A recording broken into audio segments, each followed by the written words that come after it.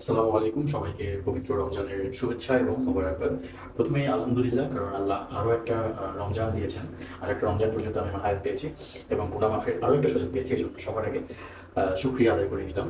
তো আজকের ভিডিওটা বেসিক্যালি রমজানের আমরা যে রমজান মাসটা পেয়েছি এবং এটাকে তো কাজে লাগাতে হবে অবশ্যই, এবং যাতে সেটা আমাদের রোজাগুলো যাতে কবুল হয় সেজন্য 6টা করণীয় আমরা জানবো এবং বৈশিষ্ট্য কী সেটা আমাদের জানতে হবে।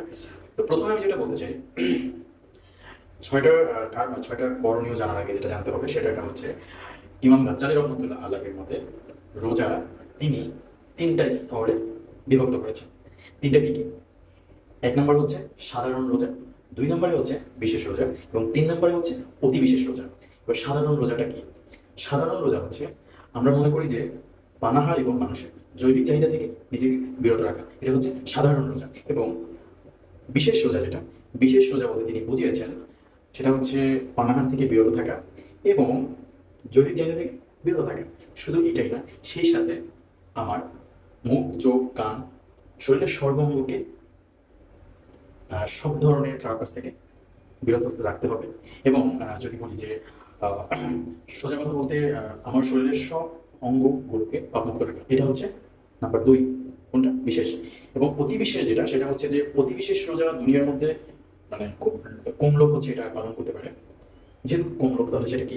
অতি বিশেষ রোজা যেটা, সেটা হচ্ছে যে নিজের অন্তরকে দুনিয়া মোহ থেকে মুক্ত রাখা। জিনিসটা বুঝতে হবে, দুনিয়া থেকে, দুনিয়া মানে কি, দুনিয়ার সব কিছু থেকে নিজের অন্তরকে দুনিয়ার সকল মোহ থেকে বিরত রাখতে হবে। এটা তো হচ্ছে যারা মানে সবাই এটা আমরা পারি না, যারা ওই লেভেলে তারা পারে, যারা দিনদার, বেশি দিনদার তারা এটা পারে। আচ্ছা, এটা হচ্ছে 3 স্তরের। এবার 6টা করণীয় সেটা আমরা ইয়া করবো। তবে হ্যাঁ, সব থেকে এই 3টার মধ্যে প্রশ্ন আসতে পারে যে আমি কোনটা পালন করবো, ক, খ, ও, গ। 3টা স্তরের মধ্যে উত্তম হচ্ছে সেকেন্ডটা, মিডলের যেটা বিশেষ সেটা।